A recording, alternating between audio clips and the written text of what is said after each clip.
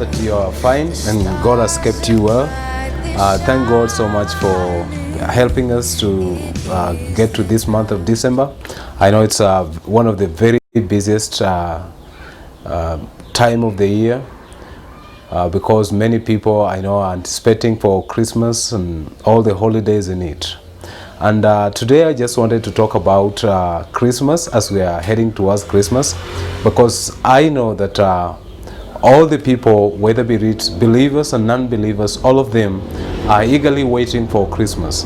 And the reason as to why all people are waiting for Christmas, it is because for many people it's a time for celebration. For many people it's a time of eating, getting new clothes and seeing new friends and so forth. Although this year is going to be a bit different because of the pandemic, but I still expect that we're going to have some celebration. But I wanted us to come back to the scriptures and realize the Christmas we're talking about, the Jesus we're talking about that was born during this time that we call Christmas. Where did he come from? And why did he come? Why was he born in this world?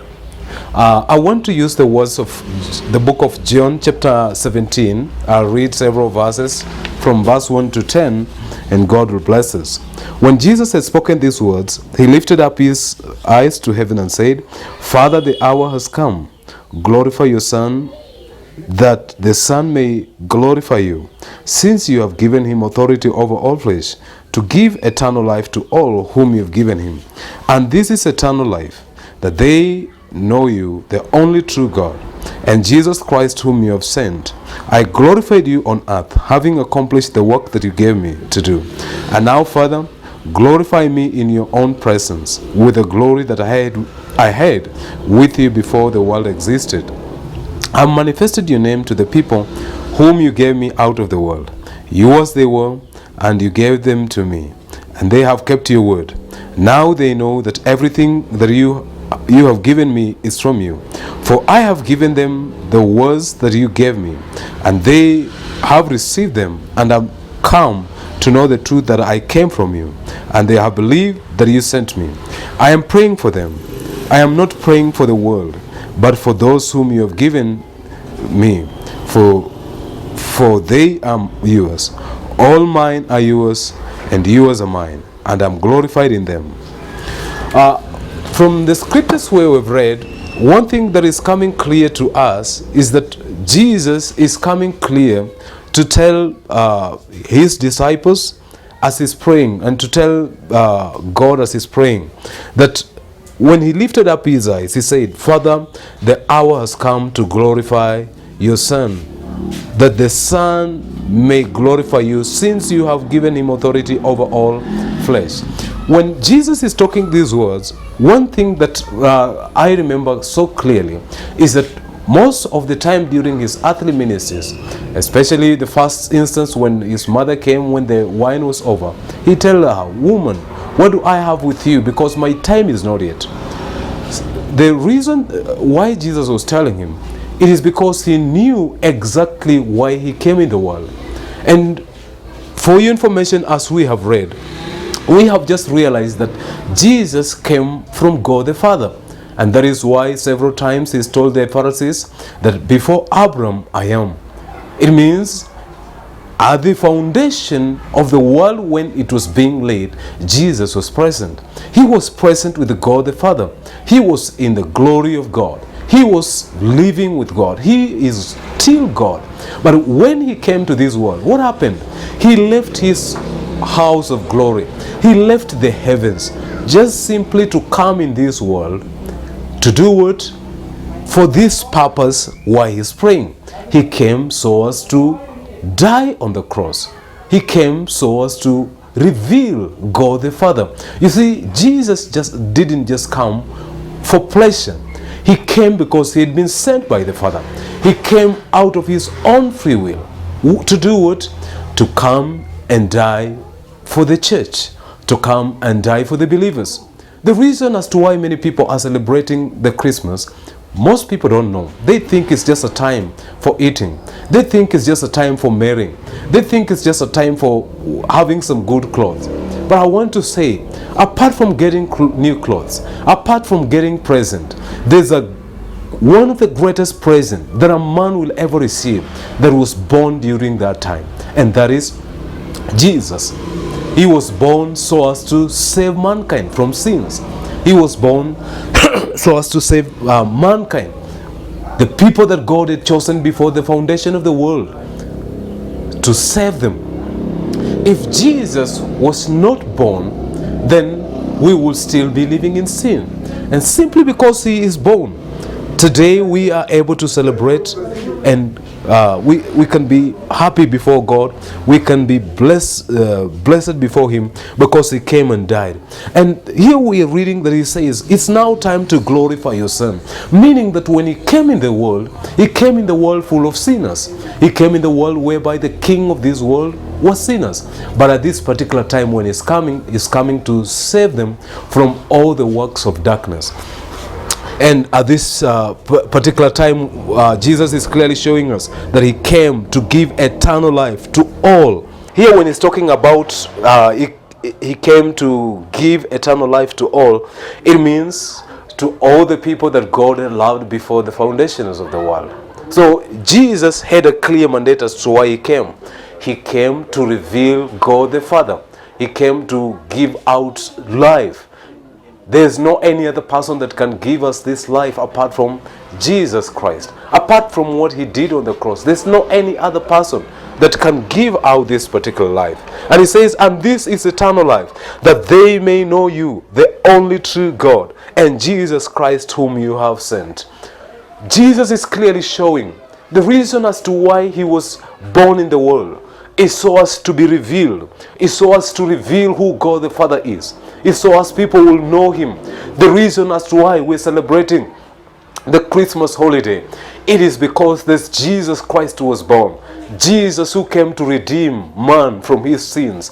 Jesus who came to save us from captivity and the bondages of the enemy. You see, there's no any other person who will deliver us from the works of darkness. There's no any other person who will deliver man from his rebellion, who will deliver man from his sin, apart from God, that is Jesus Christ coming and dying on the cross for mankind. And that is why Jesus is saying, I have done your work. And what is the work that Jesus had done? He had revealed God the Father. And apart from revealing God the Father, as he's praying now for believers, he is also heading to the cross, which is the culmination of everything. It is the time for saving mankind. You see, he humbled himself until he died to this shameful death on the cross. You see, before Jesus Christ and after Jesus Christ, there are several people who had died on the cross. And most of them had died because of their sins. Most of them had died because of their rebellion. Most of them had died because they deserved it. But at this particular time when Jesus is dying the only different person. He is the king of the world. He is the king of the universe. He is the man who created everything. He is the Son of God. He is dying a sinless man so as to redeem man from his sins. You see, many people nowadays normally put the crosses on their chest. Some put cross on the church, and it has become a symbol of the church. And many people don't understand what the cross simply means. The cross was one of the worst and shameful type of death that ever existed then. And Jesus died a shameful death so as to redeem man, so as to save man from all his wicked ways. And today, as I'm sharing to you, as I'm reminding you today, we are heading towards Christmas holidays. We are heading towards the time when people want to celebrate. But I want you to come back to your senses. I want to ask you a question. Do you really know Jesus? Have you believed in him? Have you put your trust in him? Do you really know who God the Father is? Experientially, has he come in your life and changed your life? Changed you from being a sinner to being a righteous person? If you've not yet and you're waiting for that particular day, what happens if you're going to die before that particular time?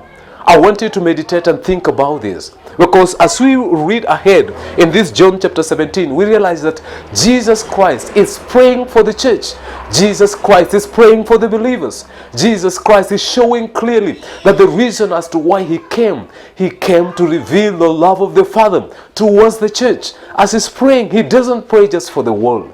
He doesn't pray for sinners. He is praying for the people who have loved God. He is praying for the people who have believed in God. And that is why I want to encourage you and ask you a question. Have you trusted in Him? Have you believed in Him? Because Jesus says, when I was in the world, I kept them. No one came to me that Father gave me and got lost. All of them, I preserved them. And now as I'm going to heaven, He is praying that God the Father is also going to preserve us and help us share the word. My brother and my sister, as you're heading towards this festive season, I'd like to encourage you to trust in the Lord Jesus. As you read the scriptures in the book of John, you realize that there's no any other person that can give abundant life. There's no any other person that can give you life and in abundance. There's no any other person that can give you salvation. There's no any other person whom man can be saved through.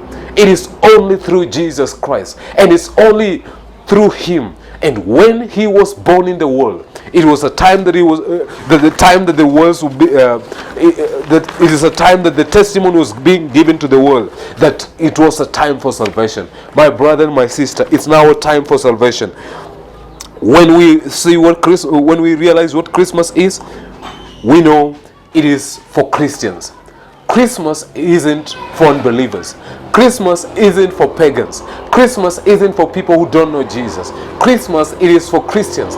It reminds them the day that God brought His child in the world. God brought His Son in the world to start the process of redemption, to start the process of saving mankind. Before Jesus came in the world, He is the one who was involved in creation, creating the universe. He is the one who was involved in creating everything that exists today.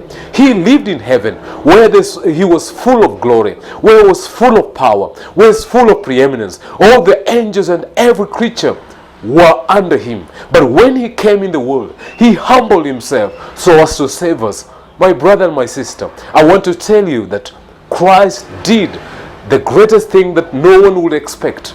No one will expect salvation. But Christ humbled Himself in this world when He came in to save us. I would like to encourage you as you continue reading your scriptures, as you watch watch this message. Please, my brother and my sister, it is a time for salvation. When we talk about Christmas, it is a time for salvation. Thank you so much, and may God bless you. Let us pray. Father, in Jesus' name, I'd like to thank you and I'd like to bless you. Because as we're heading towards Christmas holidays, You are showing us clearly that You came to die in the world. You came to save us from our sins. You came to redeem mankind from his sins. No person, no creation, no animal will set us free. You left your glory, you left your preeminence, you left your power just to come and die for us. And we would like to thank you because of that. King of glory, as we are coming to this season, I pray that you will help us to understand you. I pray that you will help us to believe in you. It's in Jesus' name I pray. Amen. May the Lord bless you so much. I'd like to encourage you to subscribe to my YouTube channel. Thank you.